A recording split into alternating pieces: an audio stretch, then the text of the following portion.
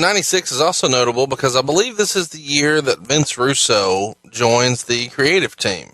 Is that right? About that time, yeah. Well, it was Russo had been doing the magazine, and we had debuted the Raw magazine sometime in there. But I was looking for help, and I wanted more heads to help us out with writing television and what have you. So Vince Russo had always shared ideas and always loved to talk the business. So I thought, hey, man, let's have Russo sit in with us. So Russo sat in a few times. And right about this time, Shane McMahon got married. But the turning point for me was when J.J. Dillon walked out and J.J. Dillon quit.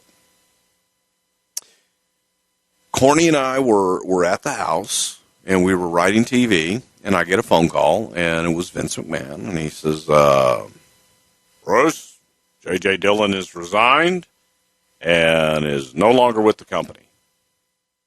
Jim Ross was in South Africa. Jerry Briscoe was in South Africa. We had a tour over there. And this was like on a Thursday. Shane McMahon's wedding was on that Saturday. It's just funny how you remember time frame on all this shit. And Corny and I stopped everything we were doing. We came into the office and like, okay, what the fuck? What are we going to do? So on and so forth.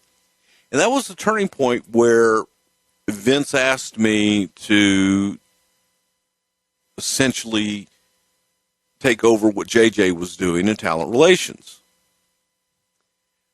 In doing that, there was so much there to do, and I wasn't good at it, didn't like it, didn't want to do it, but he didn't want to put JR in that spot at that time because JR was negotiating with WCW, and it was one of those deals where JR really wanted it. That he wanted it so bad, Vince wasn't going to give it to him. Even though he was the better man for that job. I did it. And in doing that, I wasn't able to devote as much time to the creative television writing and everything. So Vince stepped back into the creative end of shit, and we started, we put Russo and had Russo be a more frequent guest in the writing. And eventually it just became where I couldn't participate in a lot of that creative. And it became Vince Russo and the team of Vince Russo and Jim Cornette was born. Thank you, J.J. Dillon. So, Corny, when you get all pissed off about shit and start going off, it's JJ's fault. So, how long did that last before they hated each other?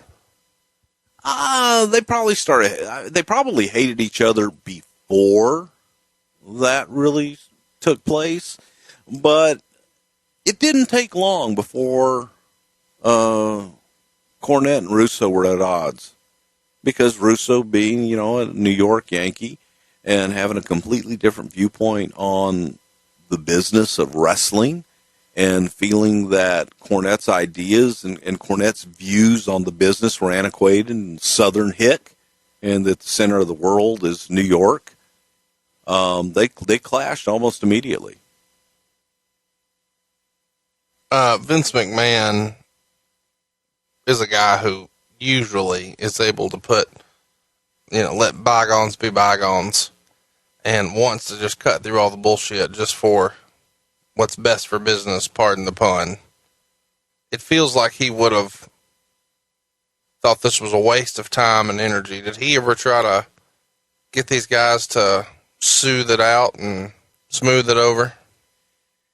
I think that Vince thrives on the chaos and thrives on the conflict. Sure. So that was probably for him. He probably encouraged some of that and liked it because it wasn't two guys that shared the exact same ideas. So he liked to hear the different viewpoints, and then he would try and weigh in somewhere in the middle. But there was a point there where I was asked, and I don't remember if it was Vince McMahon or Jim Ross or somebody that was like, maybe Bruce, you're friends with both Cornette and you're friends with Russo. Maybe you can kind of help smooth this thing over and get these guys together and not make them shake hands and be friends, but get them in a different setting. Get them around each other. Find some common ground, if you will. So I had a barbecue at my house on a Sunday afternoon. Invited, I believe I had Jim and Jan Ross over, and Vince Russo and his wife and his 2 kids, or 3 kids, and we had a nice little cookout. Jim Cornette came, and Cornette hates kids. Hates them. God damn, what the fuck are they good for? Snot-nosed little motherfuckers. But I'm trying to get Corny in a different environment and get him to see Russo as a human being and vice versa. So during this time, it was the same day that I fed Vince Russo's son VJ dog ice cream. The Frosty Paws. Yeah. Yeah, we fed that to his youngest son, then convinced him after the fact that he was going to grow a tail and become a dog. Which to a 4 or 5-year-old, that's traumatic. Your wife having dog ice cream does not surprise me. You convincing a child he's going to grow a tail also does not surprise me. Yeah, well, whatever. Business as usual at the Pritchard household. Business as usual at the Pritchard household. So Cornette, who's kind of had his fill of children and family time and, happy, joy. I had my backyard at the time was about the size of a football field. And way in the back of the backyard, I had a hammock underneath these 2 gigantic trees. And it was just the wind came through. It was cool and comfortable. And it had nice little padding on the hammock and all this. And Cornette sees this. And he's like, oh, heaven. It was far enough out where he couldn't hear the kids yelling and screaming and what have you. And he traipses out to the hammock and lays on the hammock. He ignores all of us and goes out to be by himself. So anybody knows Jim Cornette knows that, when Jim puts his mind to it, he can fall asleep fairly quickly. So we gave him probably about 20, 30 minutes, made sure that he was good in slumberland, probably getting some good REM. And for some reason, I had super soakers at the house. And those damn kids might have found those.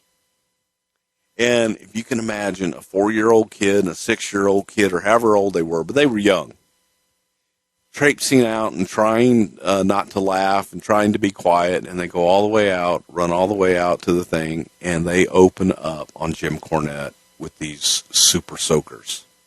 And a super soaker gives you that one big stream of water, and it doesn't stop till it's empty. And they hit Corny until the damn things were empty.